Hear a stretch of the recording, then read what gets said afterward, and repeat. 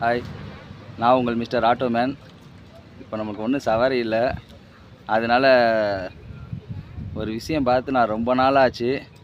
இன்றைக்கி தான் அதை பார்த்தேன். சரி, அதை ஃபஸ்ட்டு மறுபடியும் பார்க்கலாம் அப்படின்னு சொல்லிட்டு ஒரு ஆசையாக இருந்துச்சு. அது என்ன விஷயன்றதை இப்போ பாருங்கள்.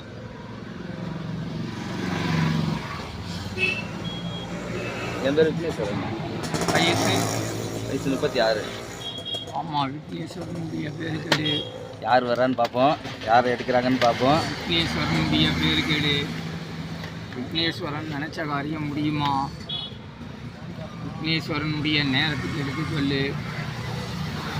விக்னேஸ்வரனுடைய பேருக்கு எடுக்கணும். கன்ஃபியூஸ் ஆகுறாங்களா? விக்னேஸ்வரனுடைய ராசிக்கு எடுத்து சொல்லு. விக்னேஸ்வரனுடைய நேரம் காலம் எல்லாம் கரெக்டாக இருக்கான்னு பாரு. இல்லை, இவங்க அடிஷனல் பேப்பர் மாதிரி விக்னேஸ்வரனுடைய ராசிக்கு எடுத்து சொல்லு. விக்னேஸ்வரன் மனசில் நினச்சது முடியுமா? விக்னேஸ்வரனுடைய நேரம் காலம் எல்லாம் கரெக்டாக இருக்கான்னு பாரு. விக்னேஸ்வரனுக்கு என்னப்பா சீட்டே இல்லையா விக்னேஸ்வரன் பேருக்கு?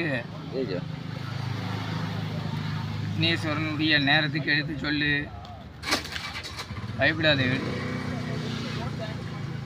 விக்னேஸ்வரனுடைய ராசிக்கு எடுக்கணும். விக்னேஸ்வரன் நம்பர் ஒன்று சொல்லுங்கள். 10குள்ளையா? எனக்கு பிடிச்ச நம்பர் 8.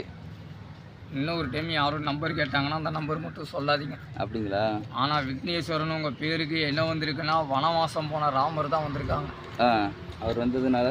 ஆனால் வனவாச கட்ட நேரம் தான் இப்போதைக்கு உங்கள் ராசி. ஆனால் கிளி எடுத்த சீட்டை வச்சு குறையில்லை.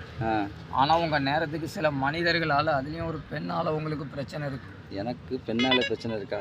ஆனால் உங்கள் ராசிக்கு ஜோசியம் ஜாதகம்னு எங்கேயுமே பார்க்காதீங்க.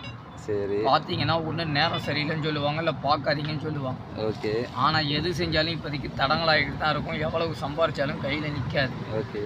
ஆனால் அமாவாசை பௌர்ணமி கிருத்திகை கரண்ட்லேயோ வண்டிலேயோ நெருப்புலேயோ தண்ணிலேயோ கொஞ்சம் எச்சரிக்கையாக இருக்கிறது நல்லது. ஆனால் எது செஞ்சாலும் உங்கள் மனசோடு செய்யுங்க. எதையும் யாருக்கிட்டையும் சொல்லாதீங்க. இப்போ டைம் கொஞ்சம் சரியில்லாமல் இருக்குன்னு வந்திருக்காங்க. ஓகே. வேறு எதனா கேட்கணுன்னா கேளுங்க, சொல்கிறேன். வேறு ஒன்றும் இல்லை, நமக்கு டைம் சரியில்லையாங்க. எது பண்ணாலும் பார்த்து பண்ணணுமா? நம்மளுக்கு என்றைக்கு தான் டைம் சரியாக இருக்குன்னு தெரியல. எப்போ பார்த்தாலும் இதே தான் சொல்கிறாங்க. சரி, ஓகே, பார்ப்போம். நன்றி, வணக்கம்.